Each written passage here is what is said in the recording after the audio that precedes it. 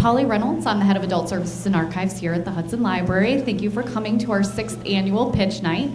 I have a few quick announcements before we get started. I wanted to let you know that this is part of the week-long set of Global Entrepreneurship Week activities happening in Hudson. I just wanted to mention a few of them. On Thursday, November 15th, is the annual awards breakfast at the Joanne Conference Center. It's brought to you by the Hudson Area Chamber of Commerce. And then we're also having a teen tween pitch night on Thursday night here at the library. So if you enjoy these pitch competitions, come and watch and support the teens and tweens. And then there's a community read, The Culture Code, The Secrets of Highly Successful Groups by Daniel Coyle as part of that week.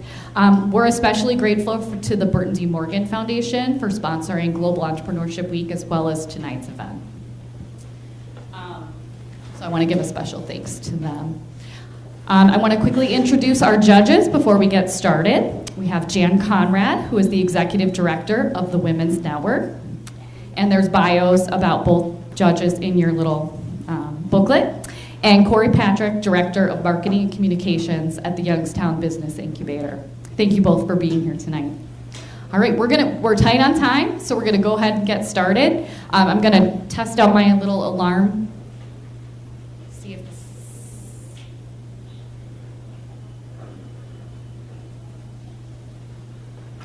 Okay, that'll be the alarm. So you'll have to stop. Okay, pitch number 1. Good luck, everybody.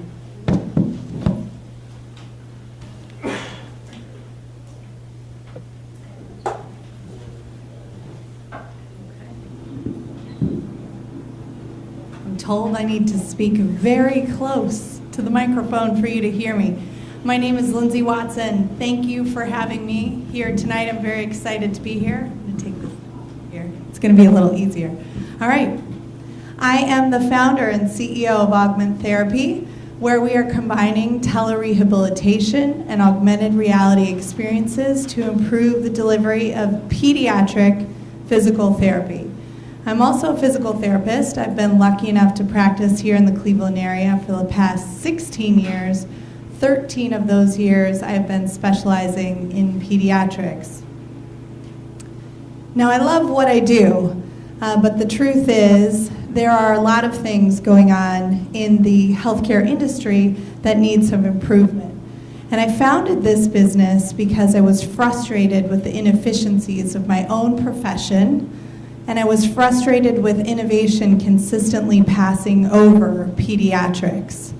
Healthcare has a long history of focusing on solving problems for the aging population. But the truth is, pediatrics needs more help right now. We're experiencing exponential growth in children being identified with the disabilities that we typically treat, and the growth of healthcare costs for children is actually outpacing adults. Now, the industry of physical therapy hasn't changed much in decades, and it shows in our statistics. Over 70% of our patients do not complete their episodes of care. In pediatrics in particular, our episodes of care are years long, bi-weekly, one-to-one sessions, which yields these poor results for how our children adhere to the episodes of care that we recommend for them. Over 20% of our patients actually even drop out of therapy within the first 3 sessions. We also lack data. We guesstimate most of the data that we collect, admittedly, because it's easier to do with the pediatric population that we're assessing. And we have low adherence to the exercises that we prescribe to our patients. So what that is a carryover of those exercises that we do in the clinic. And we desperately depend on our children to do those exercises in order to make progress. Less than 30% of our children actually adhere to the home exercise programs that we prescribe to them. Augment Therapy is the first telerehab solution for pediatric physical therapy that's using augmented reality to transform the environment and the experience of physical therapy for our children. Now, in every sense, we are different than what you may have seen before. We're collecting data without wearables. We have children stand in front of depth sensing cameras. The child sees their own image on the screen, and we layer digital content over the child's own image to get that child to interact and engage in the necessary exercise they need to do to get better.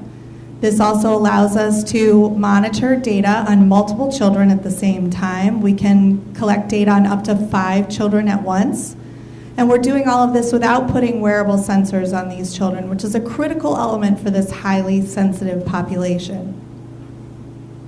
Now what you're going to see is you're going to see a few of the patients that I work with. You're going to see 2 children with Down syndrome, 1 with cerebral palsy, and 1 child with orthopedic hip surgery. And you're going to see augment therapy at work.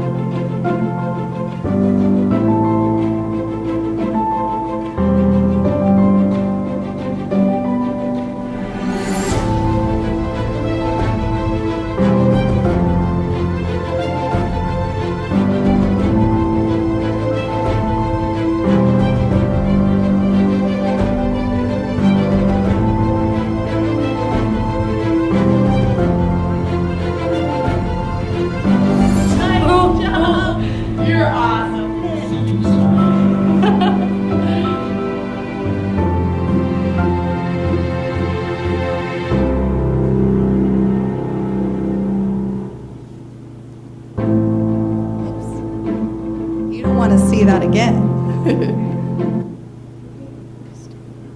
Thank you. All right, here we go. So the market of physical therapy is actually a very large market. We have a revenue of $35 billion a year in the US alone. Pediatrics represents 8% of that market at $2.8 billion. We also have over 35,000 outpatient clinics for physical therapy as well. Approximately 25% of those provide physical therapy services to children. We also have 100,000 public schools in the U.S. A lot of people don't realize that public schools are actually a leading provider of therapy services for children as well. When children are identified with a disability, they qualify for those services in the school-based setting as well. There's 420 pediatric hospitals as well. This is our business model. We are a B2B2C business model. We're also a SaaS business model, which means we are software as a service. So this is a subscription-based business model, and how we have this broken down is basically based on the number of therapists that would be in front of this software in these different settings. We justify a different business model for those settings. So there's going to be a larger population of therapists and patients that would have access to the software in those hospitals and outpatient settings than in the school-based setting. And then also our patients will have the option to subscribe to the software as well. There is reimbursement currently in place for the usage of the software within the clinic, and just as of last week, CMS, Medicare, Centers for Medicare and Medicaid, released some new billing codes that will allow us to bill for this in the home-based setting as well. We're getting ready to launch with that. All right, so this is the competition right now. As you can see, there are many players in the adult market, and there's really just one other solution in the pediatric market. Now, across all of these, what differs with us, no one is using augmented reality to use that patient image on the screen. This is a key differential, and if you see the software through therapist's eyes, you will see that not incorporating the patient image is really the missing link in these other software solutions. By layering that digital content over that child, we give that child this mirror therapy experience that promotes that child's therapeutic benefit as well. We're also the only one collecting data without wearables in the pediatric setting as well, which is critical for these highly sensitive children. These are our financial projections as of right now. We are estimating that we will have a break-even cash flow in the year of 2021, and we anticipate a net sales in year 5 of just under $14 million, with net income just under $6 million by the 5th year that we are in business, and we anticipate that we will hire 18 people to get this job done. This is the validation we have and traction that we have to date. As of right now, we were just accepted into batch 2 of Plug and Play here in Cleveland. So we have begun the process with Rainbow Babies and Cleveland Clinic to begin the process of piloting the software in those settings as well. We have multiple letters of intent for purchase as well. This is the team working hard to change things for children in healthcare right now. We have myself. We have Steve Blake. He specializes in AR and VR and generating pediatric content. He is my diamond in the rough. And then we also have Marianne Woolwind, and we also have David Grimes, a composer as well, composing some original music for our software. So this is augment therapy. What I want to close with here is this is a picture of a child receiving actual physical therapy. You can see her on the left. She is receiving inpatient physical therapy. She's being motivated with bubbles and stickers to work through the pain, to do her exercises. And as you can see, it's not going very well. This is her 2nd day home from the hospital. She is our first test patient using augment therapy. And as you can see, she is in the medium that her generation knows and loves, and that is technology, and that's what we're going to do for our children. Thank you for your time.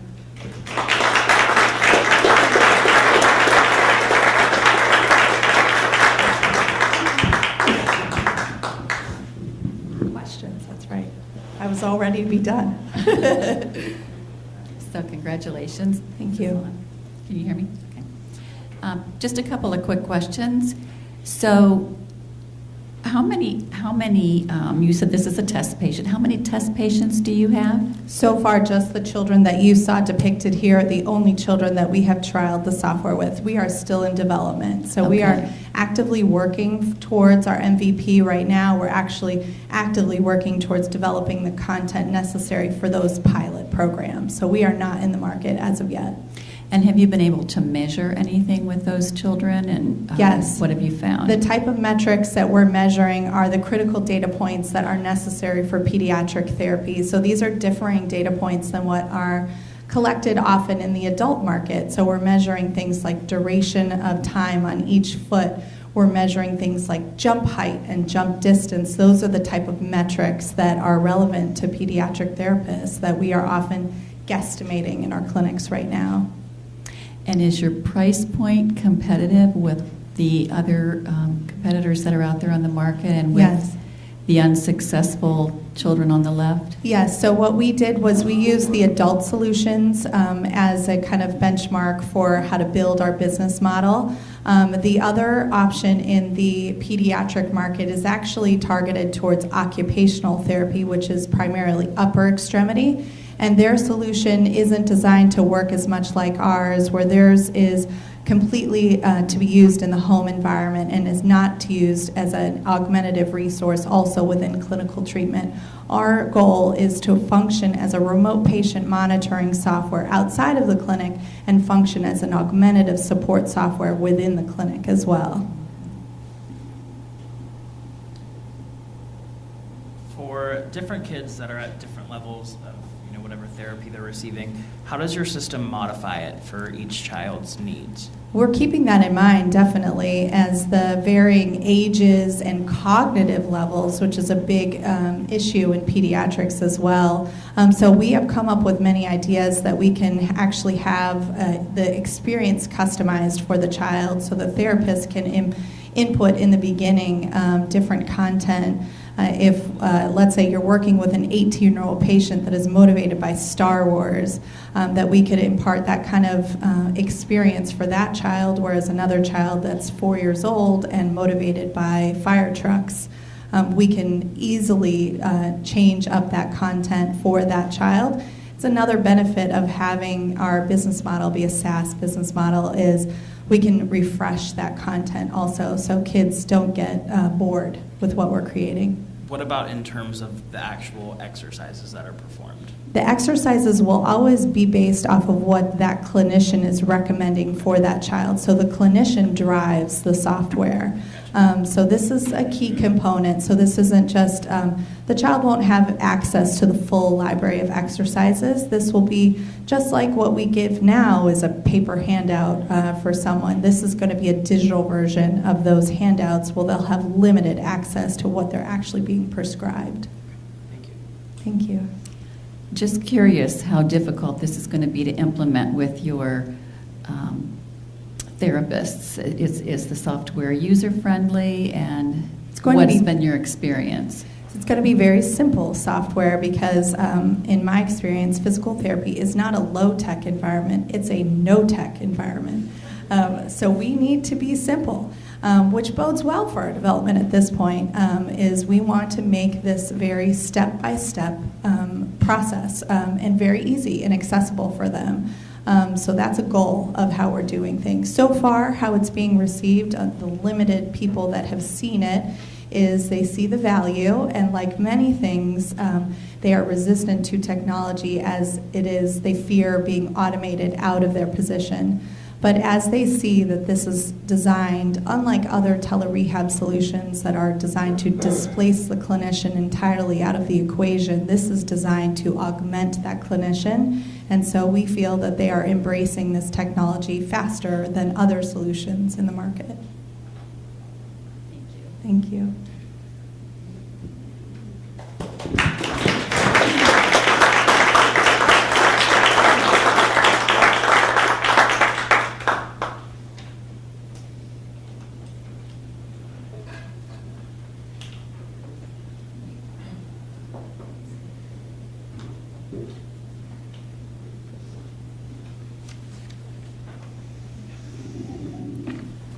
Thank you. Good evening, everyone.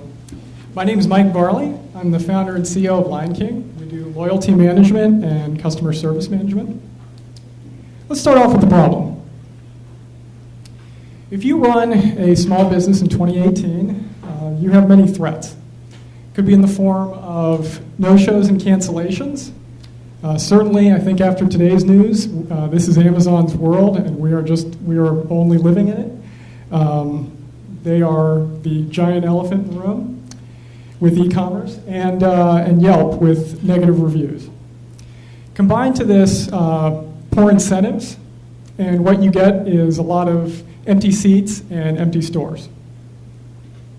So our solution is Lion King. It's a free download iOS app, and we tackle the problem in two ways. One, with fast passes, in which the user will search for sorry, I'm going to take this out. The user will search for passes that are available in their area from cancellations. It's really simple and straightforward. They just swipe down on a pass. They're given a QR code, which the merchant will then scan for them. And then also we have campaigns. For the campaigns feature, the merchant will create a cash prize and a goal for conversions. The user gets awarded points for every check-in, for every referral, and for every pass scan that they have, and first place gets to keep the pot. On the merchant side, again, the merchant sets the price for every pass, and there's a handy little QR code scanner built right in, and then they can identify and award points to the specific user who has completed all of those tasks, the aforementioned tasks. Again, impact. So how do we solve the problem? Again, we fill empty spots from cancellations with fast passes, and we incentivize with cash, not sandwiches. Sometimes you see those punch cards, and we believe that our solution is much more appealing to the average customer. And we like to call the campaigns feature crowdsourced word of mouth. So while we can't eliminate the negative reviews, Campaigns does a really good job of being a bulwark against some of the negative reviews from services such as Yelp that are out there. And these are people that you know and trust who are recommending traffic to go to these small businesses. Again, the market, let's start off with the market size. As of last year, it was a $2.2 billion market. up to $6.8 billion by 2023, and it's a 21% compound annual growth rate over that time period is projected.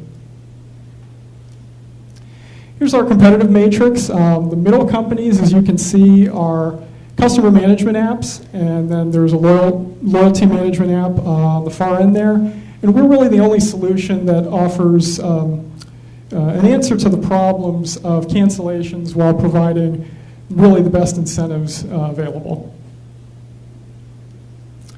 Now I'll close with our financials.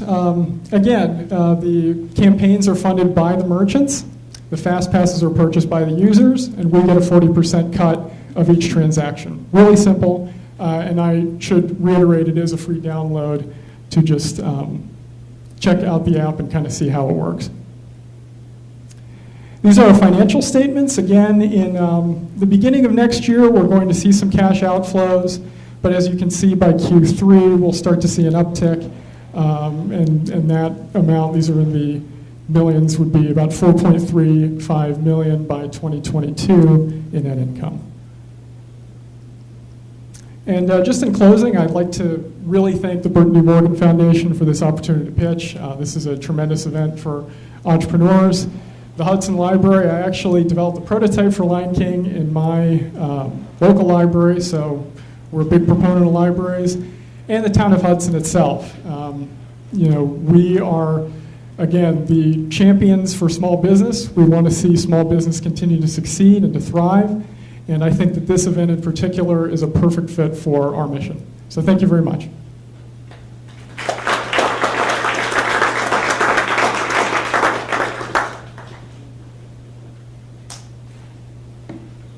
I might have missed it, but who exactly is your target market? Is it retail or is It it is small retail. business? It's retail, small business as a blanket,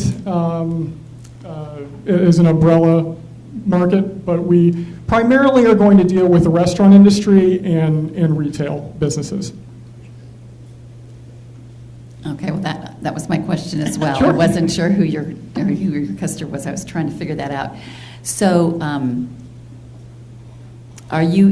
help me understand where you are right now with this. Sure. We have a fully developed platform. We ran a test market in Baltimore. My brother actually lives there. He is the sales guy, and so we had a shade under 40 businesses in Baltimore demo the app, try it out. And now the campaigns feature we just wrapped up, so we have a completely ready-made product ready to go.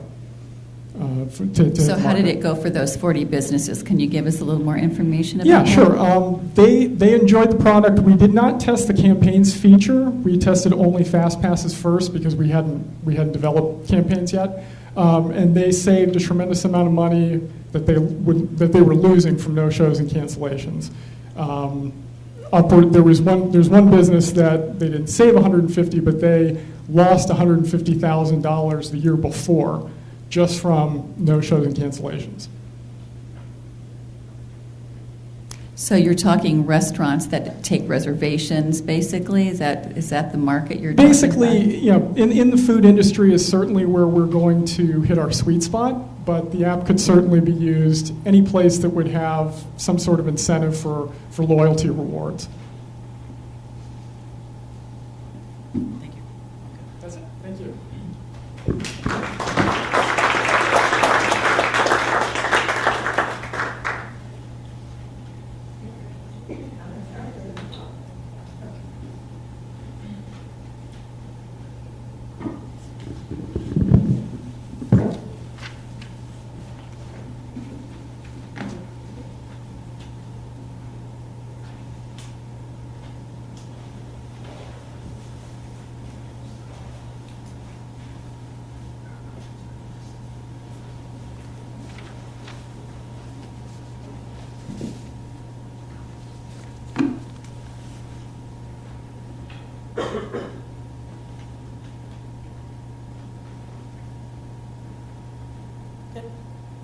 All right. Thank you, everyone, for joining us in the Hudson Pitch Night.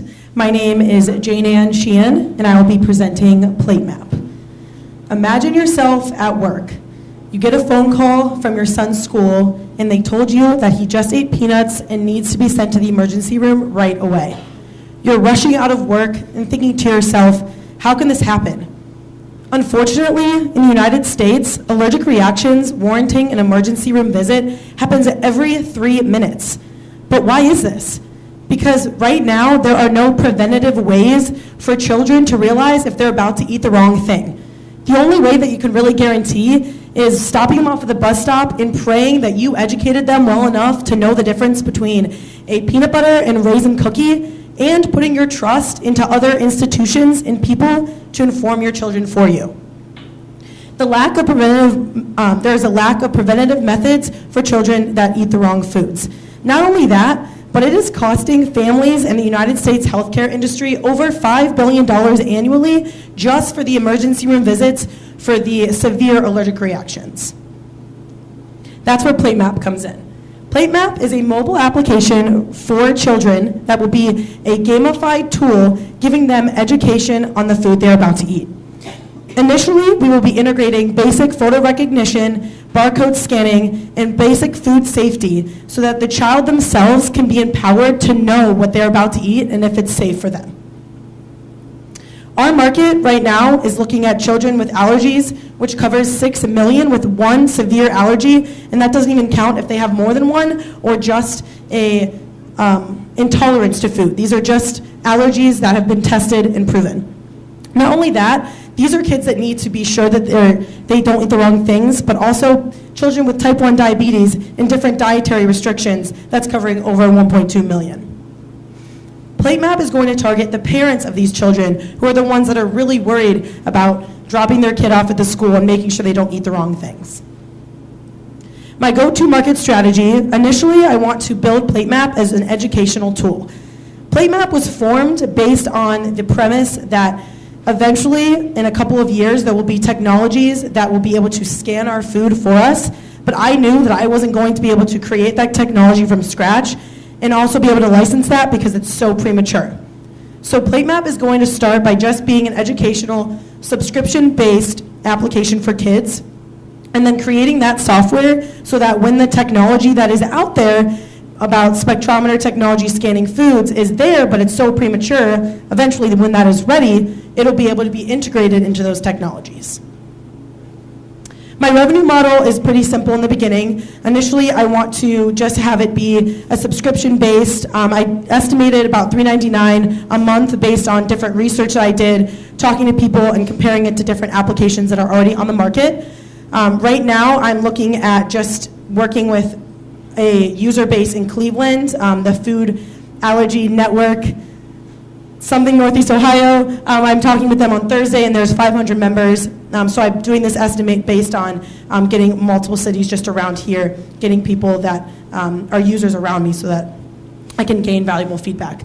Year 2, I plan to shift this revenue model. So as I'm creating PlateMap and gathering users, I'm going to eventually create it as software as a service. So very similar to Augment Therapy, creating something that can be a subscription-based and offering it to the technologies that have these crazy abilities to scan your food and tell you exactly what's inside of it, but don't have a market to go to yet. My startup costs are just starting from November through January. I'm estimating about $31,000 with software development, creating that technical architecture, estimated with about 2 companies I've been looking at, and then also just website and then travel and marketing for the beginning. Growth timeline, I actually just created this idea very recently in September. I had pitched it at Kent State Colleges of Business, the idea pitch competition, which I won. And then since I'm a server at Aladdin's, actually just down the street, I've been able to do a lot of market testing. So I ask all my customers at all my tables, because they usually come in with kids that have a lot of allergies. Throughout these months in December, I'm going to continue to fundraise in any way that I can in pitches and in different associations that really are trying to care for kids with allergies. And then hopefully in January and February, have an MVP built and then be able to have a beta testing with users around the area. And then looking before I graduate at the possibilities of how I would be able to integrate this software and white labeling it to different more sophisticated technologies that can really help kids prevent themselves from having an allergic reaction. All right, so my team, a little bit about me. So I am a student at Kent State University. I study entrepreneurship and computer information systems. I have had experience in IT and food, actually. So I'm a server, like I said, and I also worked for Eaton Corporation over the summer.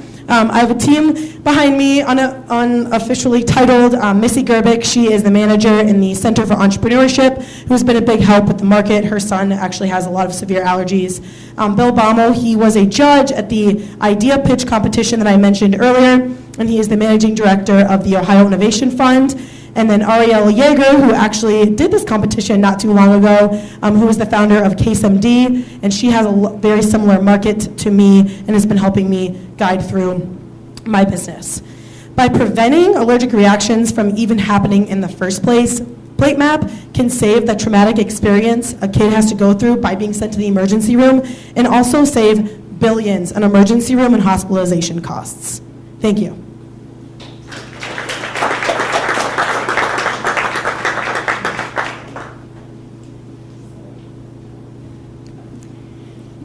Well, very interesting, very, very interesting business. So you have not developed a software at this point, is that correct? Correct. I just really came up with the idea like 2 months ago. So I've just been I'm in the idea phase, I guess you could say, 100%, and I know that. So I'm just, market testing, talking to people, gaining feedback, doing appropriate pivots, seeing what makes the most sense, and seeing how I can get this out the quickest and Sure. get a team of users. So are you yourself a programmer, or is that somebody you're going to need to bring on your team to be able to do that, or is this software something you'll be able to build? So I will personally not be able to. I know how to program, but not very sophisticated in the way I would want to. So I'll be able to talk to those that will help me program and be very hands-on in that space. But I personally do not have the enough technical skills to create something like this. And maybe I missed it.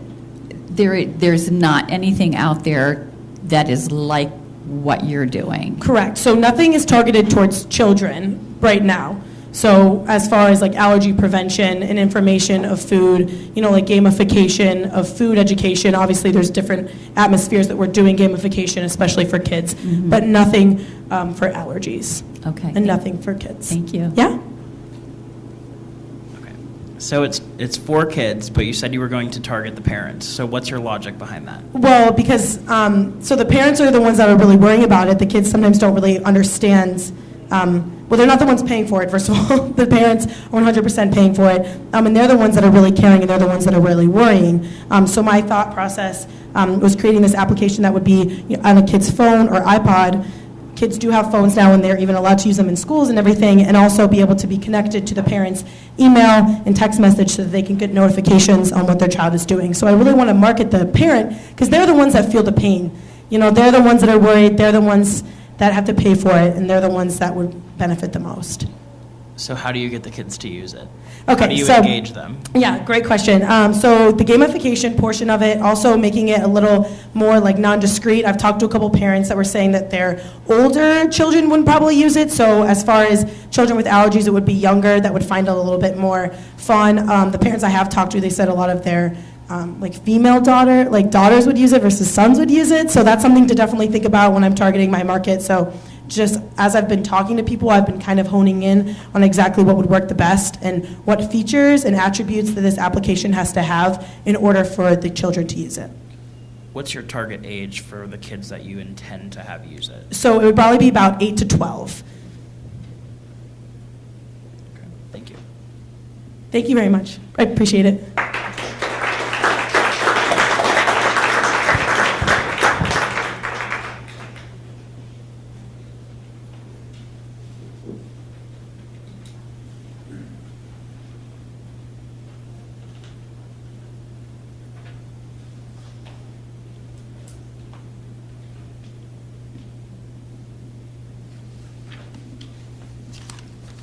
Good evening. Can you hear me? Yes. Good evening. My name's Christine Smothers, and let me go back. And here's my team member, Sam. Hi, I'm Sam. I'm a graduate student in biomedical engineering at Case Western. And I'm a third-year nursing student at Case Western. And we're investigating child abuse reporting. So this project idea started with a conversation that I had with a collaborator of the Cleveland Metropolitan School District. She informed me that for the past 15 years, teachers in our Cleveland Metropolitan School District have had zero educational materials surrounding child abuse reporting. Why is this important? How do you do it? What's involved? No answers. And so I heard that story and I thought, 15 years, that's way too long for teachers not to get this crucial information. That's too long for children to be falling through the cracks. So, to really understand this issue, we need some context. So here's some larger scale health issues that are involved. First, we have a significant level of healthcare spending in the country. As you can see, in the United States, we spend money in the trillions, and even within Cleveland, we spend $4.5 million on healthcare. This was in 2017. So to understand how we can impact this healthcare spending, we can look at chronic disease. So chronic disease is a significant portion of illnesses that people experience in our country. And in Cleveland, there's a very high rate of 558.5 out of 1,000 deaths simply from chronic disease. So how can we impact chronic disease? Well, we can look at child abuse. There's a series of studies called the Adverse Childhood Experiences Studies that have proven over and over that childhood abuse leads to all kinds of chronic disease. It can cause cancer, COPD, heart disease, obesity, and more. There's mental cost. There's depression, suicidal ideation, hallucinations, memory disturbances, and more. This isn't even the complete list. And ultimately, this chronic disease is a significant portion of healthcare spending, even at the individual level.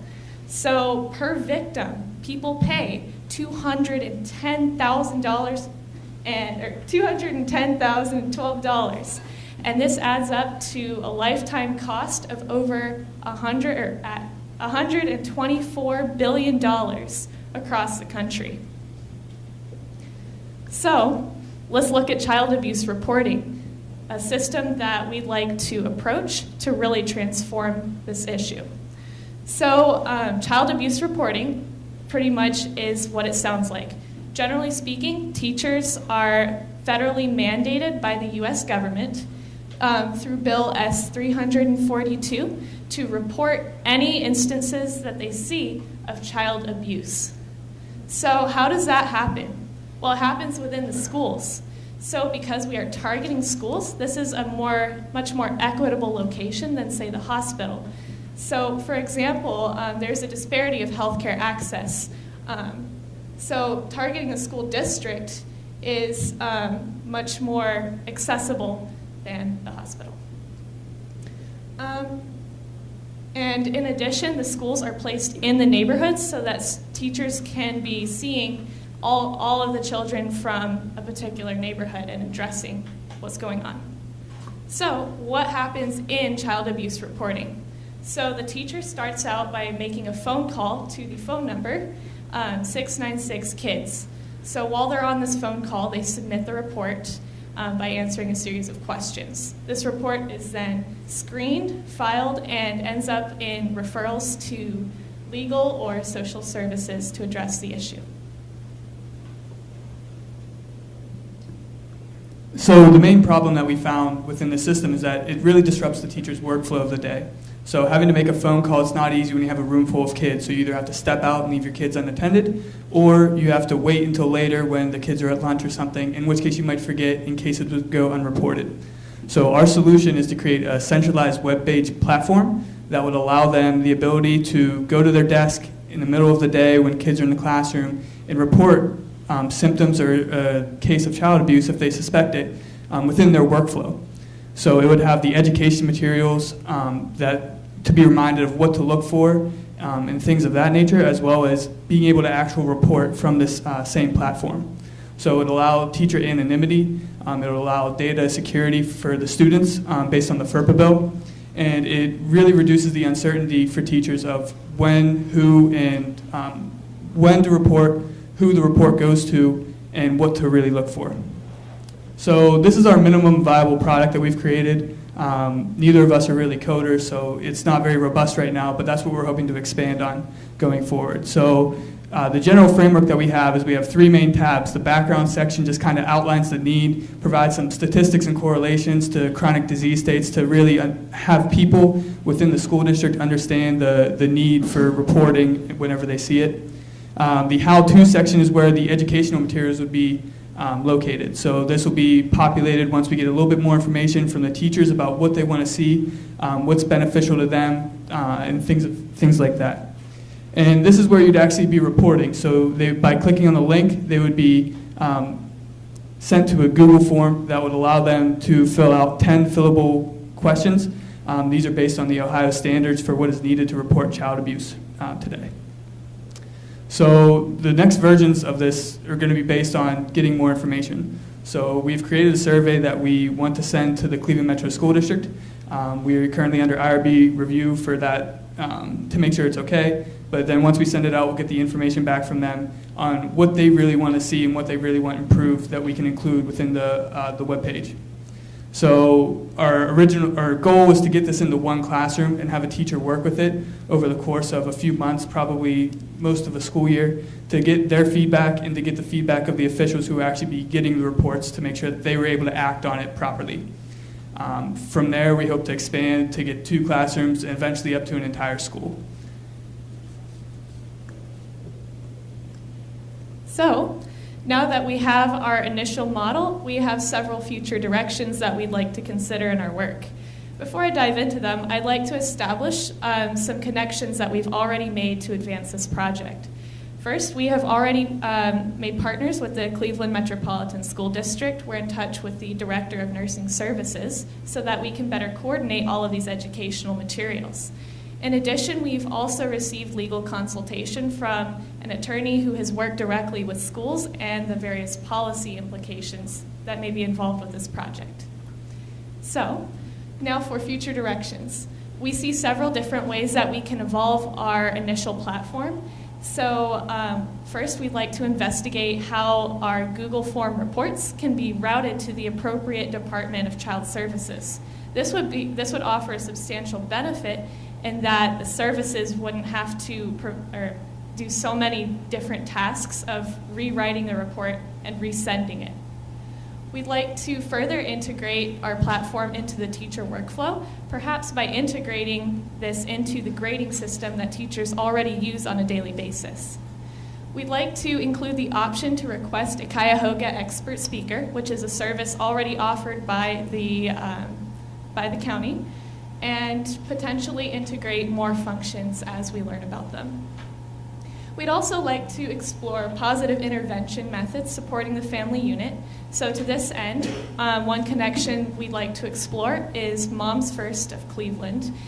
So this organization supports moms in the area by pairing them one-on-one with a mentor. If we can apply this to child abuse, potentially we can support people in adapting their care to better meet their child's needs, rather than engaging in a costly referral process. And finally, we'd like to reinforce teacher education by providing more modes of education, such as handouts and other forms of announcements. So with that, that's it. Thank you.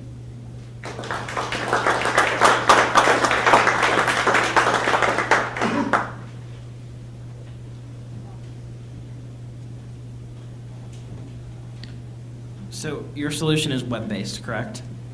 Potentially, Okay. yes. How do you plan to keep, for lack of a better term, trolls from filing false reporting? That's a great question, and that's also a question for our current reporting system of phone calls, because, even from here, I can call the phone number from my cell phone. So what we'd like to do in the future is potentially integrate this platform into the grading system that teachers use so that it's limited to the network of the school district. But in the meantime, potentially this link can only be made available to teachers who do reporting. So currently, you're in thinking about your financials. You're looking right now at getting grants to get this launched and up and running, correct? Yes. have you thought about the financial model once you get past potential grant funding? So it's most likely going to be a non-for-profit. So we're not looking to profit off of this at all. We're just looking to create something that would, allow the system to be improved going forward to help kids. So we don't really have a financial model or anything like that. We're just looking for grants so that we can make a more robust web page so that it can be used and iterated further in schools. Does that help to answer it, or? So you're not looking to benefit financially from this project? No.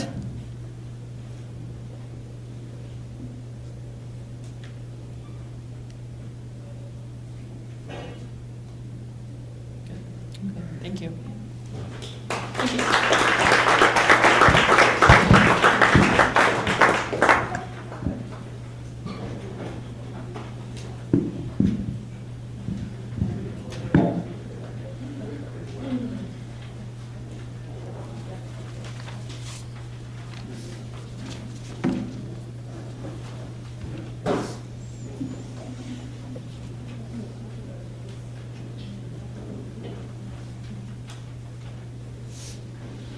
Hi, I'm Tess, and I'm the founder of Zipper Shift, a new paradigm in zippers.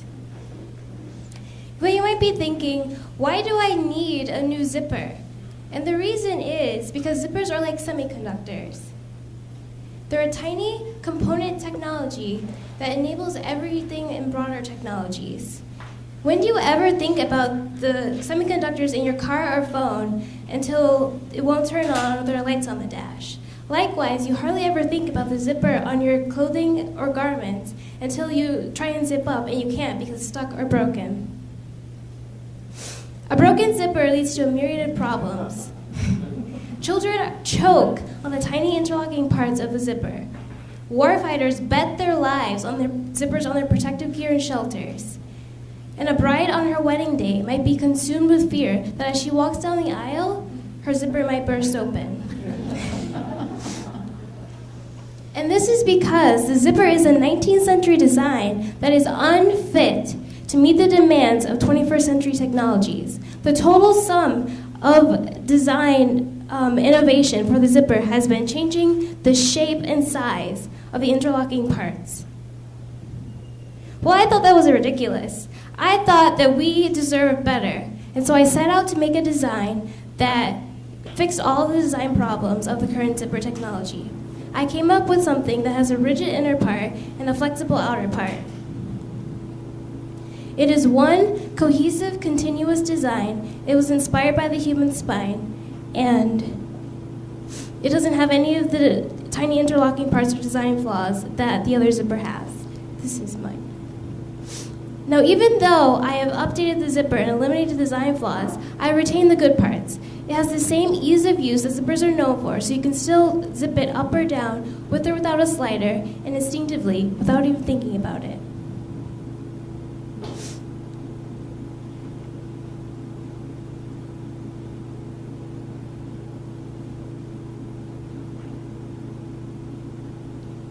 Now, I haven't just solved a small problem. Zippers are nearly everything flexible, and for this reason, the market for zippers is in the billions of dollars. And my competitors would not be able to compete because we've already tested the product and we found that it's stronger and more durable than their design. And so in order to make our design, they would have to fully disrupt their supply chain in order to make something that isn't made anything like what they're making now. And they'd also have to infringe our internationally pending patents. My team has already done what was thought to be impossible. There's a ton of decades of research from the military, once classified, that details how they were trying to strive to make a better zipper. They pretty much gave up, but we solved that problem. And not only that, but we have product market fit. We're already selling in the packaging market, and we have 5-figure revenues in that market. And because we're already cost competitive at low volume, we have 50% 50% profit margin on those sales. And that's only since the summer. We've been selling since the summer. And even more, we have over 75 leads of large companies and entities reaching out to us about using our closure on their products. Clothing designers are tired of being blamed for the zippers on their garments when they don't even make them. The Navy is tired of having to lubricate their zippers every day just so the salt water doesn't ruin them. So yes, our competitors' customers are already reaching out to us.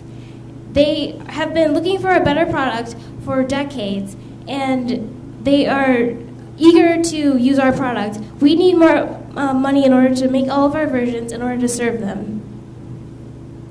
The zipper was created 40 years before the rotary telephone. Rotary telephones are in museums, but the zipper from that era is still on your garment. I think it's about time that we updated the zipper because they are the weakest link of all technologies that they're a component of, and they're really bringing us down.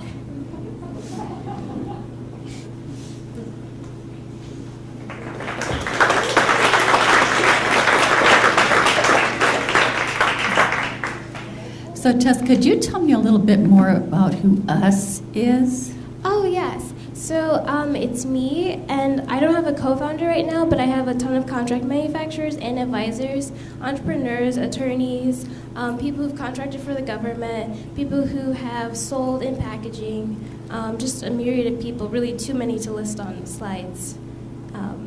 So when people are reaching out to us, Oh, Tell just me my about team, my team. okay. Who's like your lead advisor? Who are your two top advisors that you meet with regularly? If It you're would allowed to say. probably have to be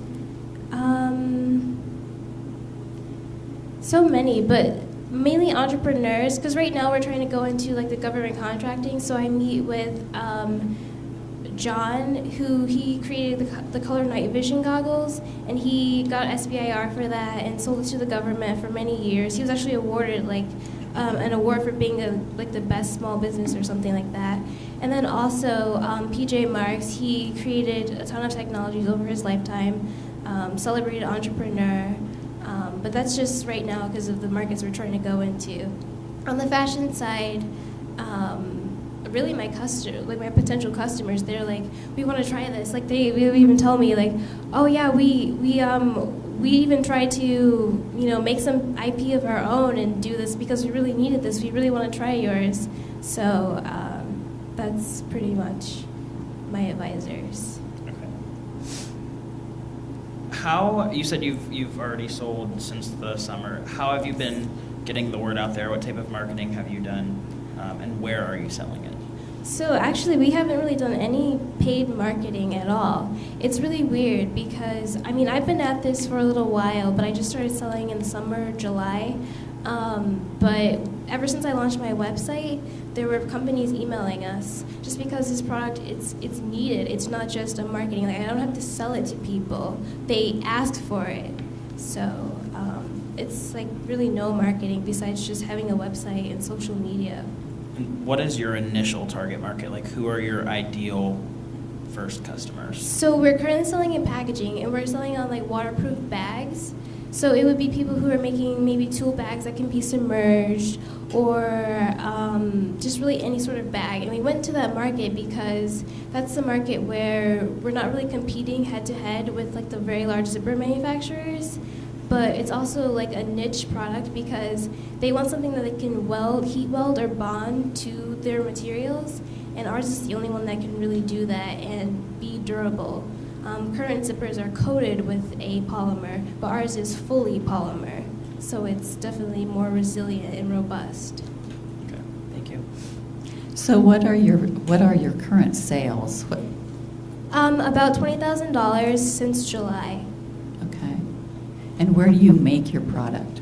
In the U.S. and China right now. We're trying to get into Europe just because shipping now from the U.S. to Europe or from China to Europe is pretty expensive. So we're trying to find manufacturing there. And then people have been telling us about Mexico and how great it is, like for manufacturing. So we're trying to go there as well. Okay, thank you. Are your current customers international or U.S. based? Both. Okay.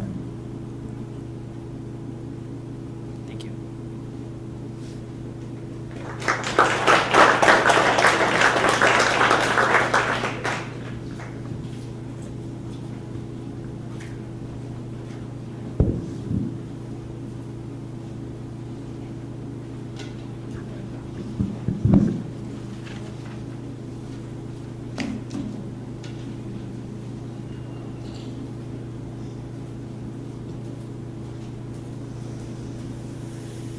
afternoon, everyone.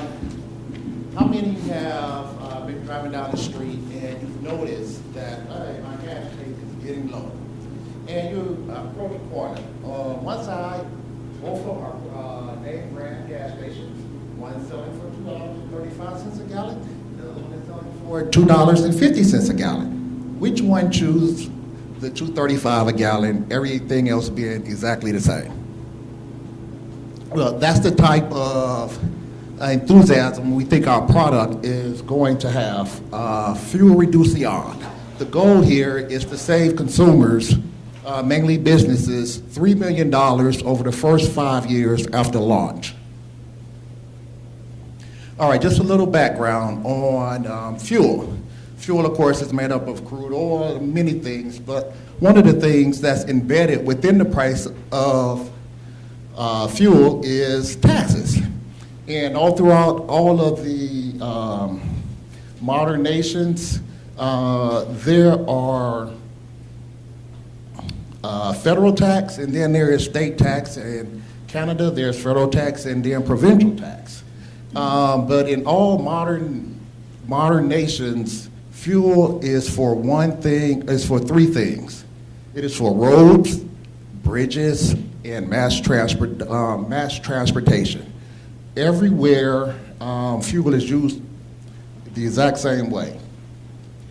So, for when we go and we get fuel, which side should be paying the fuel and which side should not be paying the tax? Yes. The off-road shouldn't be paid tax because it's strictly for riding on the roads, public roads. So if you're in the back roads, you shouldn't have to pay the tax, in which they actually have different fuels that are without tax. And of course, over here, we have our vehicles, and they do pay the tax. So here, here on the off highway, the savings are anywhere from 24 to 99 cents a gallon for each gallon of gas that we have. And so looking at our transactional tax practice, what we find is that here in the United States, about 19% of what you pay for fuel is tax. In Canada, that amount is approximately 33%. So for all of the equipment that uses gas, we're able to save up to 99 cents per gallon. So for the vehicles that are on the road, can we save any money there? And the answer is yes. And this is how we're going to do it. So fuel tax, of course, is a consumption tax, meaning the more that you use, the more that you pay. And so a power takeoff is whenever energy is diverted to auxiliary equipment on a vehicle. So all work vehicles have power takeoff units in order to lift the bed of the truck, concrete mixers in order to make it go around.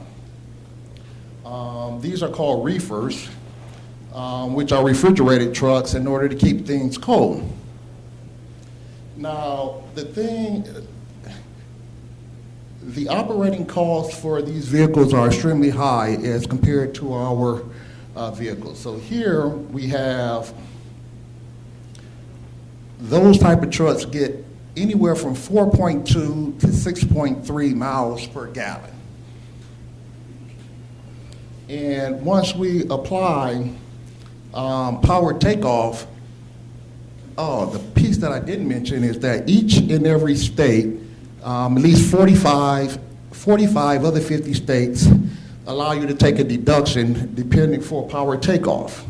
Here in Ohio, depending on how you drive and where you're driving, for 100,000 miles in a year, your savings is anywhere from $920 to almost $1,375. Here in Ohio, it's $550 to $1,090, depending on how you drive for each and every vehicle.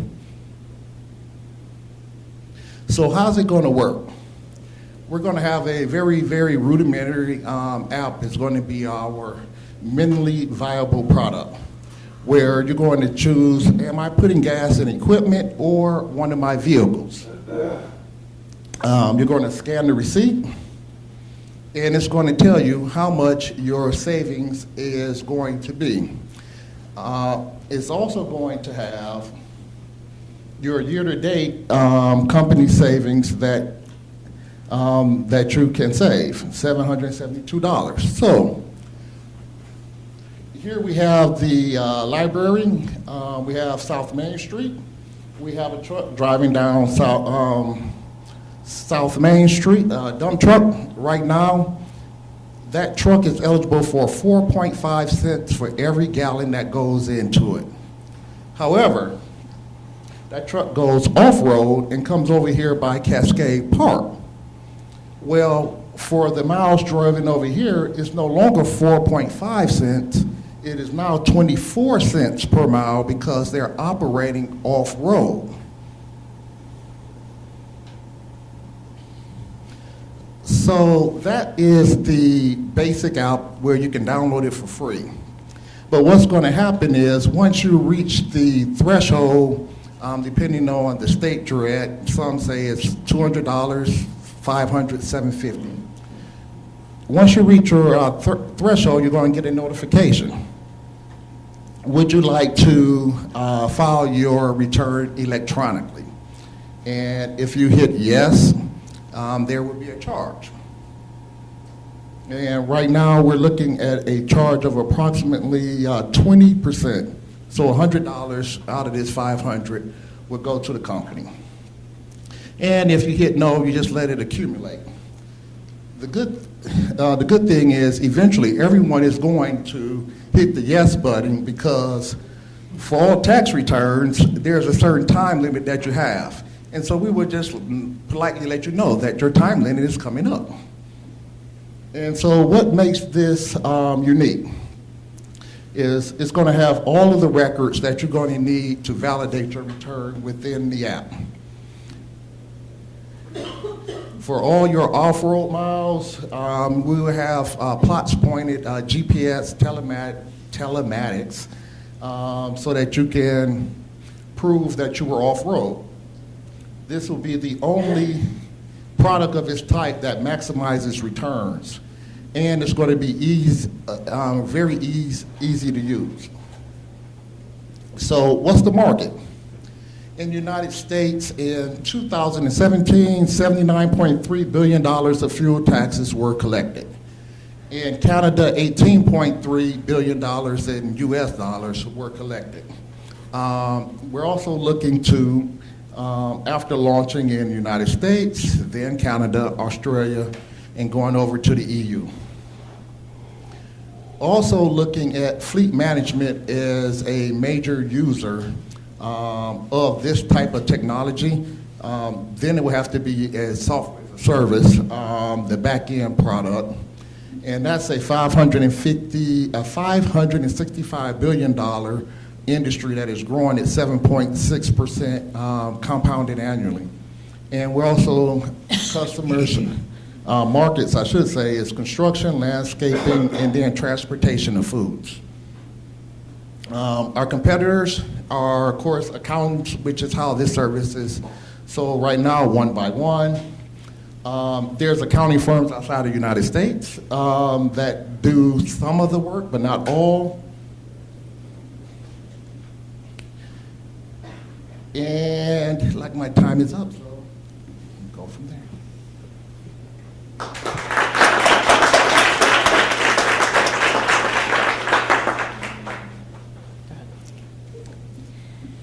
So where are you right now with the app actually creating? Is the app in development process at this point, or is it created? The app is not created. We are just not beginning to make a minimally viable product. Okay. Okay. That's going to cost about $28,000 so that we can begin to get some good feedback.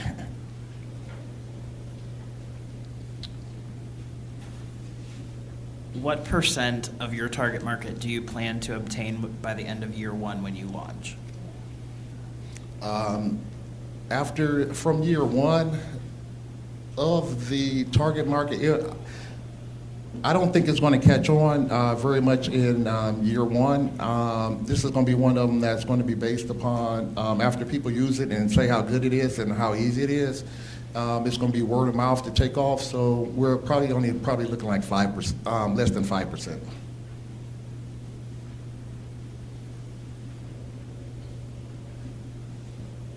And then just to clarify, your target is businesses primarily, correct? Yes, only businesses. It's only businesses qualify for it, yes.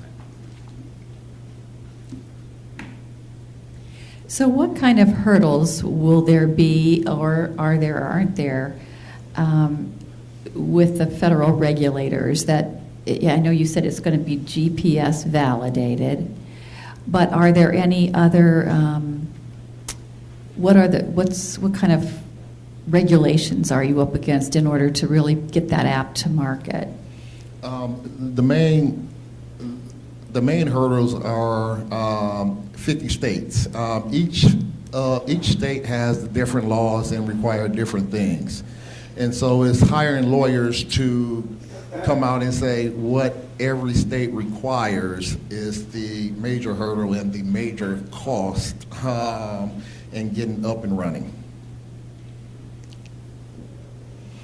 The federal government is relatively simple. That one I could do off the top of my head, but it's the 50 states. So would all of those different 50 states technology be within that app? And so then I'd punch in that I'm in Ohio and it would pull that all up automatically. It's all in one app. You have to have that all programmed into one specific app, correct? Am I understanding that right? Ultimately, that would be the goal, yes. It's depending on what state that you're in.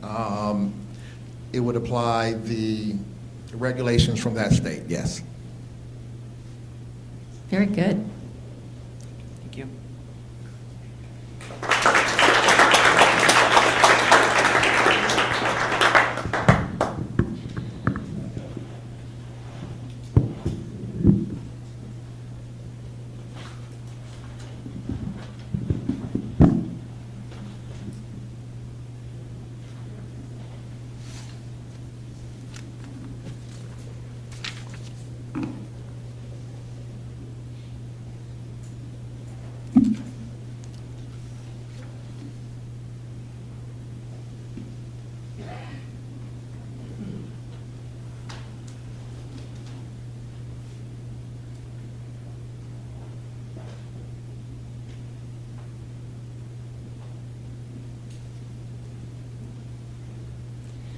Spina bifida, stroke victims, arthritis, old age, amputations.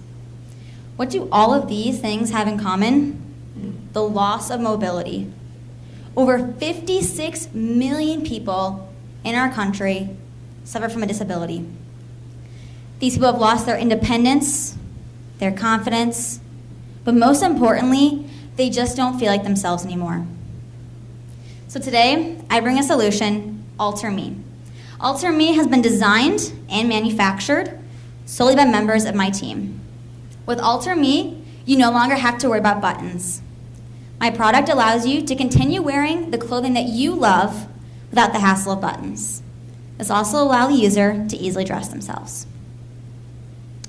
So I understand that I do have some competition. My biggest competitor would be Tommy Hilfiger, as they also make adaptive clothing.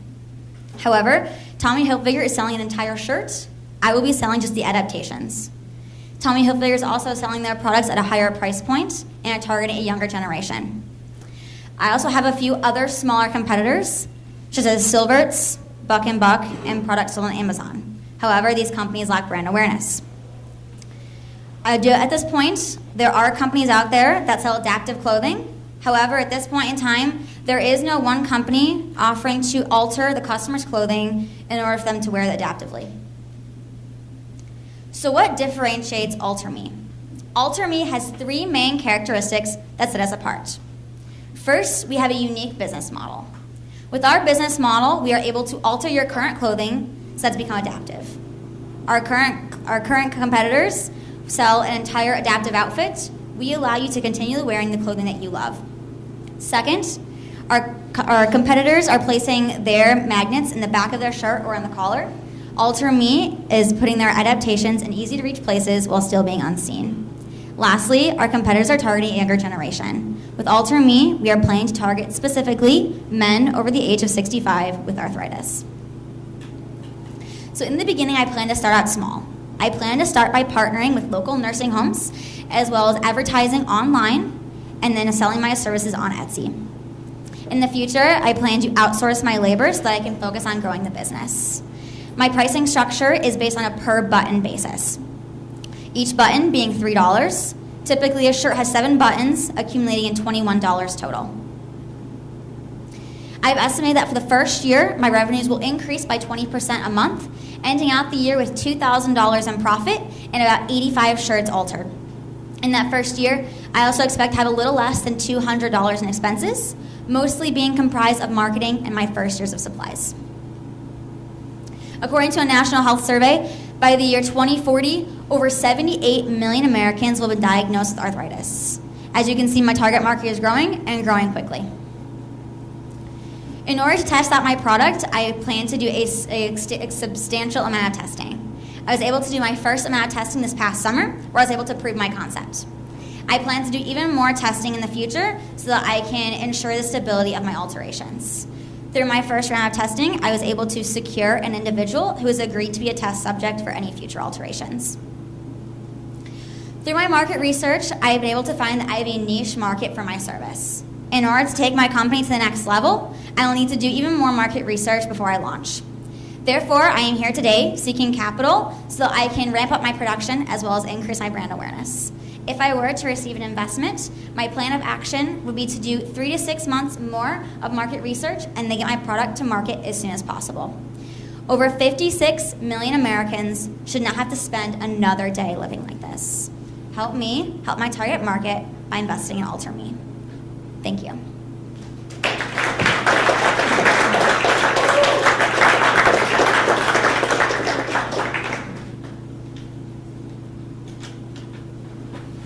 You said you've done some concept proving this past summer, correct? Correct. How many things did you alter? What was the outcome of that?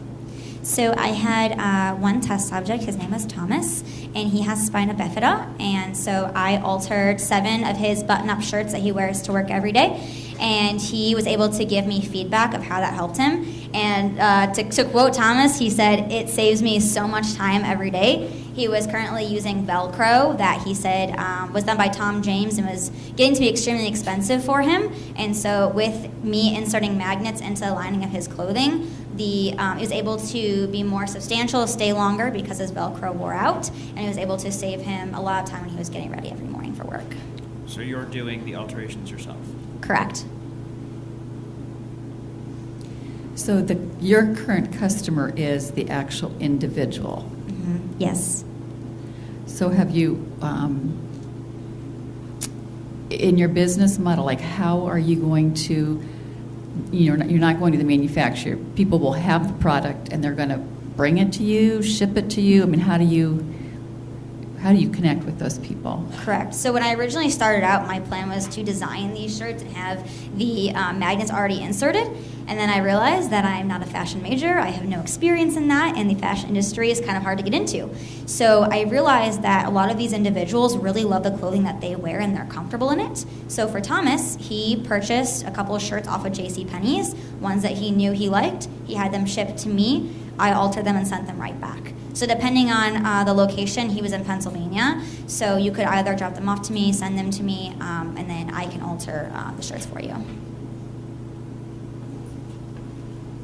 Do you have you given any thought to your intended plan to build your brand awareness? My plan is to start off, like I said, with partnering with local nursing homes and really building out the brand that way. And then when I partnered with Thomas this past summer, he really loved the product, and he said that he would recommend it to any of his friends. So my goal is to start out by getting my website out and to start with the online advertising, and then to move forward from there.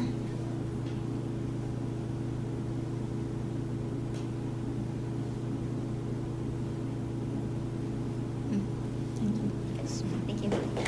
Thank you for your patience. Obviously, it was a very thoughtful deliberation. They were really thinking hard about this, and it took them a little bit more time than they thought. So I'm going to hand it over to the judges for the announcement.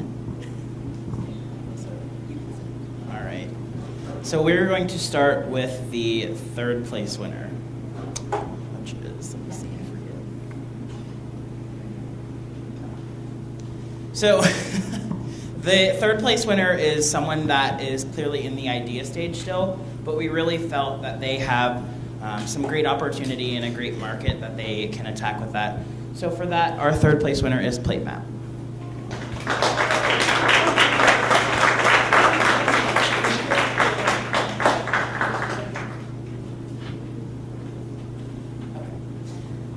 So second place is also somebody that is a little bit in the idea stage. It's something that I can relate to personally. I sit on the board of a nonprofit for individuals with special needs, for a special needs inclusive playground, and I really can sympathize with the problem that a lot of people will feel with this. So second place goes to Alter Me.